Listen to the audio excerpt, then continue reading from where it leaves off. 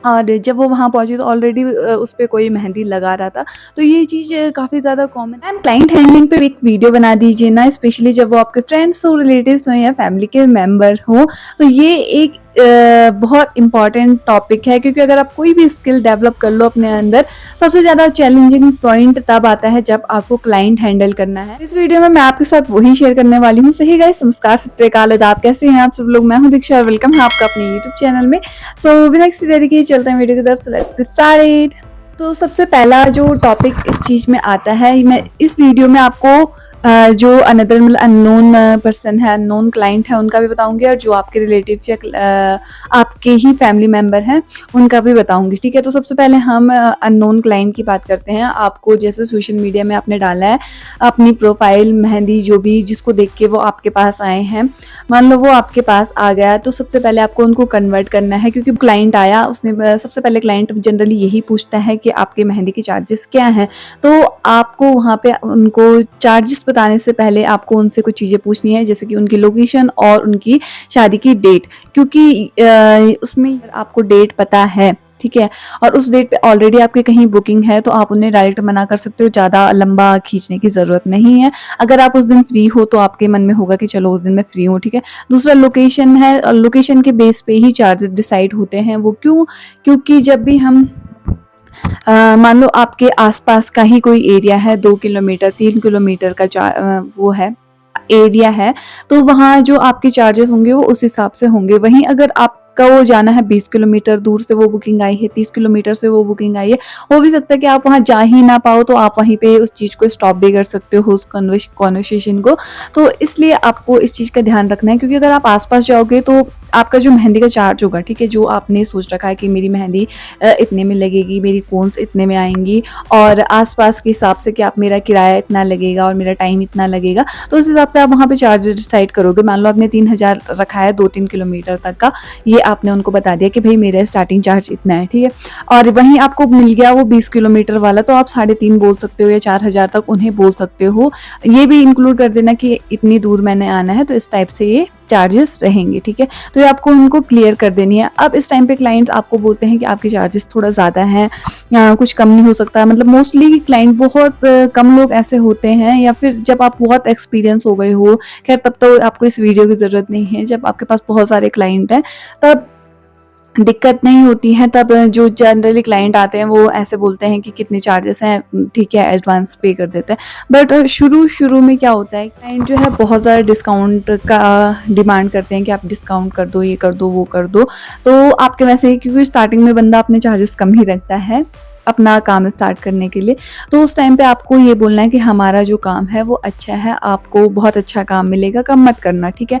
और अगर वो ज़्यादा ही कहे, तो अगर आपके आसपास का है तो आप उनको थोड़ा बढ़ा के बोलना। और जैसे आपको लगता है कि मैं अपनी मेहंदी 2500 में लगा दूंगी, अगर आसपास का ही है, ठीक है, और अगर आने जाने का भी होगा तो मतलब मेरा उसमें 200-300 एक्स्ट्रा मिला दो, मतलब 2800 में मेरा हो जाएगा। तो आप उन्हें 3000 बोलना, ठीक है।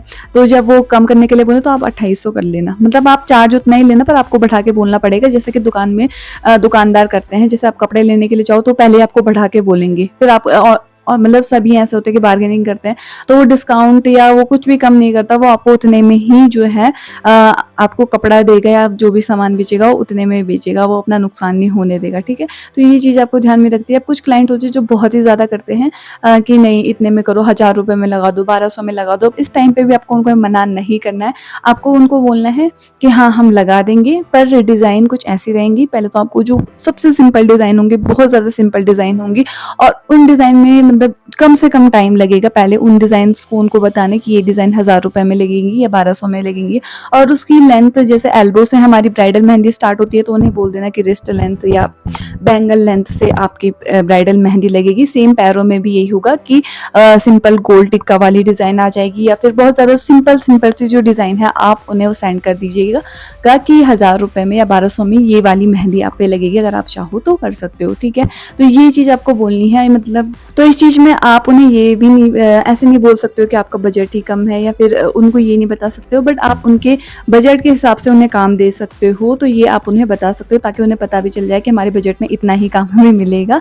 क्योंकि अगर आप किसी दुकान में भी जाओ और हमें चाहिए 100 रुपए वाली चॉकलेट और हम दुकानदार को 10 रुपए दे रहे हैं, तो वो हमें 10 रुपए वाली चॉकलेट तो देगा, वो 100 रुपए वाली चॉकलेट हमें क्यों देगा। तो इसीलिए आपको भी अपनी मेहंदी का प्राइस उस हिसाब से डिसाइड करना है। आई होप आपको समझ में आ रहा होगा जो भी मैं आपको बोल रही हूँ, ठीक है। और कुछ क्लाइंट ऐसे होते हैं जो बहुत ही ज़्यादा डिस्काउंट की बात करेंगे, वो आपको बहुत इरिटेट करेंगे, बहुत परेशान करेंगे और बहुत सारा मैसेज करने के बाद आपको बुकिंग भी नहीं देंगे। तो ऐसे क्लाइंट से आप समझ जाना कि अगर आप ऐसे लोगों की बुकिंग ले लेते हो पैसों के चक्कर में या कुछ भी कि ले लेते हैं काम मिल जाएगा, ये लोग आपको बुकिंग के टाइम पे भी परेशान करेंगे और जब आप वहाँ मेहंदी लगाने के लिए जाओगे या अपना काम करने जाओगे, ये आपको इतना परेशान करेंगे ना, मतलब इतना परेशान आप सोच नहीं सकते। उस टाइम पे आपको लगेगा कि यार मैंने ये बुकिंग क्यों ले ली। ये चीज़ मेरे साथ हो चुकी है, इसीलिए आपके साथ शेयर कर रही हूँ। तो ऐसे लोगों से तो बच के ही रहना। मेरे को अब ऐसा कोई क्लाइंट मिलता है जो मेरे से ज़्यादा, मतलब मेरा जो प्राइस है उससे बोलेगा कि सीधा 1000 रुपये कम कर दो, तो मैं बोलती हूँ कि नहीं मैं नहीं लगाऊंगी, मैं सीधा मना कर देती हूँ, नहीं लगानी भाई, इतना फ्री टाइम हमारे पास नहीं है, ठीक है।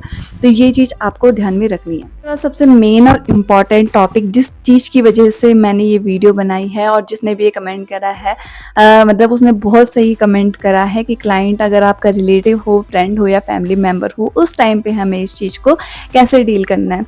देखो हमारे ना जनरली रिलेटिव्स में यही सबसे ज़्यादा चैलेंजेस आपके सामने आते हैं, यही सबसे ज़्यादा काम होता है और सबसे कम पैसा होता है। तो ये जो टॉपिक है, इस चीज़ में मैं आपको कुछ टिप्स दूंगी, कुछ चीज़ें बताऊंगी, तो शायद आपके लिए वो चीज़ें हेल्पफुल होंगी। तो देखो हमारे जो रिलेटिव्स होते हैं, फ्रेंड्स होते हैं या फिर जो भी फैमिली मेम्बर होते हैं, जैसे फैमिली मेम्बर है उसका तो कोई बात नहीं, जैसे मेरी अपनी खुद की बहन है तो उस पर तो मैं फ्री की भी लगा लूँ और उसमें मैं शगुन खुद से मांग लूँगी कि भाई दे आप, ठीक है, उनमें तो कोई दिक्कत नहीं होती। हमारे कुछ रिलेटिव्स ऐसे होते हैं जो हमारे बहुत क्लोज होते हैं, जैसे मैं अपना बताऊँ, मेरी बुआ की लड़की है, मेरी मामी की लड़की है, मतलब मेरी खुद की बहन है, तो इनसे हम बहुत क्लोज होते हैं, ठीक है, मतलब एक बॉन्ड होती है। तो इनके लिए तो हम खुद से कर, मतलब हमको ये अपॉर्चुनिटी मिली है कि हमें उनके स्पेशल दिन पे काम करना है, उनके स्पेशल दिन का पहला शगुन हमने करना है। तो इससे बड़ी बात क्या हो सकती है। ये हम उन्हें एज अ गिफ्ट भी दे सकते हैं। दूसरा, हमने उनसे, अब देखो काम कोई भी फ्री का नहीं होता और ये जो उनकी शादी के स्पेशल दिन का काम है तो शगुन तो लेना बनता है, ठीक है। इसमें तो आप खुद से बोलोगे, हक से मांग सकते हो कि भाई मेरा, मतलब उनसे पैसे की बात मत करना, ठीक है। मतलब जो आपके क्लोज हैं, जो एकदम क्लोज हैं, ठीक है, फ्रेंड्स हो गए, चाहे जो आपके फैमिली मेम्बर हो गए, जो एकदम आपके क्लोज हैं, जो आपके दुख में साथ है, जो आपके सुख में साथ है, जो आपको हर चीज़ सपोर्ट करते हैं, मेंटली फिजिकली हर चीज़ में सपोर्ट करते हैं, तो उनसे आप पैसों की मत बोलना कि भाई मेरा इतना चार्जेस हैं, इतना देना। मतलब मैं अपना बता रही हूँ कि मेरे लिए तो वो बहुत इंपॉर्टेंट लोग हैं। मेरे को ऐसी अपॉर्चुनिटी मिलेगी, मैं बहुत खुश होंगी। शगुन में उनसे 100% लूँगी और हक से लूँगी कि भाई मेरे को इस चीज़ का शगुन दो, और ठीक है, अब मुझे इतना भी पता है कि वो लोग दे देंगे, ठीक है। अब एक रिलेटिव्स ऐसे आते हैं, एक फ्रेंड्स सर्कल में भी ऐसे लोग आते हैं जो आपके कहीं पे साथ नहीं होंगे, ना वो आपकी खुशी में साथ होंगे, ना वो दुख में साथ होंगे, बल्कि वो आपको गिराने की कोशिश करते हैं। और ये मेरे साथ नहीं, सबके साथ, सबके रिलेटिव्स ऐसे होते हैं, मतलब बहुत रिलेटिव्स, सब नहीं बोलूँगी, कुछ कुछ रिलेटिव ऐसे होते हैं जो आपको दुखी करने में माहिर होते हैं। और फ्रेंड्स भी बहुत ऐसे होते हैं जिनको हम फेक फ्रेंड्स के नाम से जानते हैं, तो ऐसे होते हैं। तो कुछ एक्सपीरियंस मैं अपना आपके साथ शेयर करूँगी जो मेरे साथ हुए हैं इन चीज़ों में, तो उससे आपको शायद हेल्प मिल सकती है। तो ऐसे जो रिलेटिव्स हैं, ऐसे जो फ्रेंड्स हैं, इनकी बुकिंग्स आप ना ही लो। अगर आती भी है, कुछ बहाना बना दो, बोल दो कि हमारी कहीं और बुकिंग है, मत लेना बुकिंग। क्योंकि ऐसे लोग क्या करते हैं, जैसे अगर आपने उनको बताया, वो शगुन भी नहीं देंगे। अगर आप कि चलो हम अपनी तरफ से आपको बोल लेते हैं कि हाँ चलो हम लगा देंगे, वो जब आप मेहंदी लगाएंगे ना, वो आपको शगुन के नाम पे 10 रुपये पकड़ा देंगे, आपसे काम भी ज़्यादा करवाएंगे, आपसे मेहनत भी ज़्यादा करवाएंगे, और उसके बाद आपको कुछ भी नहीं देने वाले हैं और ना ही वो आपकी रिस्पेक्ट करेंगे। सो गाइज़, अभी मेरी ना वीडियो बंद हो चुकी थी, और मतलब बंद नहीं हुई थी, मेरा माइक की बैटरी डाउन हो गई थी और मैंने पूरी वीडियो कंप्लीट कर ली थी। और उसके बाद मैंने चेक करा कि जो है मेरा माइक नहीं चल रहा है, मेरी कुछ भी वॉइस नहीं आ रही है। तो चलो मैं थी रिश्तेदारों वाले टॉपिक पे, और मैं आपको बोल रही थी कि मत लेना। तो इसका एक सिंपल सा रीज़न मैं आपको बताती हूँ कि एक बार, मतलब मेरे साथ वैसे कुछ इंसिडेंट हो चुके हैं ऐसे। तो अभी कुछ टाइम पहले, मतलब 1-2 साल पुरानी बात है, कि मेरी एक फ्रेंड थी, वो मेरी बहुत क्लोज़ फ्रेंड है, अभी भी है। तो हमारी कॉलेज से हमारी दोस्ती थी। तो उसकी ना, जब रिश्ता तय हुआ था, मतलब फिक्स हो गया था। तो उसने मुझे बोला था कि मेरी शादी की मेहंदी तो तू ही लगाएगी। मैंने कहा ठीक है। तो उस टाइम पे उसकी डेट फिक्स नहीं, मतलब डेट नहीं हुई थी फिक्स कि कब है शादी, बट कुछ टाइम बाद उसने मेरे को ये बता दिया था कि अक्टूबर-नवंबर में मेरी शादी है और तू ही मेरी मेहंदी लगाएगी। तो मैंने ठीक कहा ठीक है। अब मेरे पास ना इंक्वायरी थी उस टाइम पे मेहंदी की, तो मैंने उस महीने की बुकिंग नहीं ली, ये उनको ये बोल के कि मेरी फ्रेंड की शादी है और मेरे को वहाँ जाना है, तो अगर उस डेट पे मेरी बुकिंग नहीं हुई तो मैं फिर आपके पास आऊँगी। मतलब मैंने उनकी जो बुकिंग्स थी वो होल्ड पे रखी अपनी फ्रेंड की वजह से, ठीक है। अब मैं रेडी थी, मैंने उस दिन की भी कोई बुकिंग नहीं ली।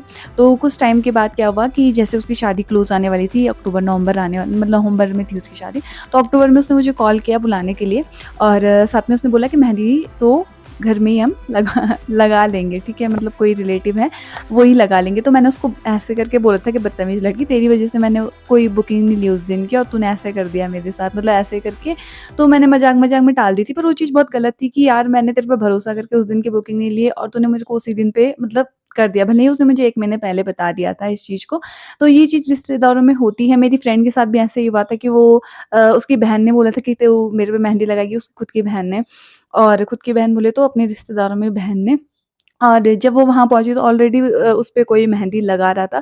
तो ये चीज़ काफ़ी ज़्यादा कॉमन है रिलेटिव्स में। तो अगर आपके जो क्लोज़ रिलेटिव्स हैं, क्योंकि वहाँ हम एडवांस नहीं ले सकते उनसे और ना ही हम लेते हैं, क्योंकि क्या ही एडवांस माँगना अपनी फैमिली से, ये मतलब ये हम सोचते हैं कि हमारे अपने हैं यार, इनसे क्या ही एडवांस माँगना। बट वही लोग आपको लास्ट में धोखा दे देंगे, फ्लिप कर जाएँगे। तो इसीलिए मैं बोल रही हूँ कि जो क्लोज़ हैं, मतलब जो क्लोज़ हैं वो तो आपको धोखा नहीं देंगे, और देंगे भी तो आपको पहले बता देंगे कि भई ऐसा-ऐसा सीन है, ठीक है। तो ये चीज़ तो होती है।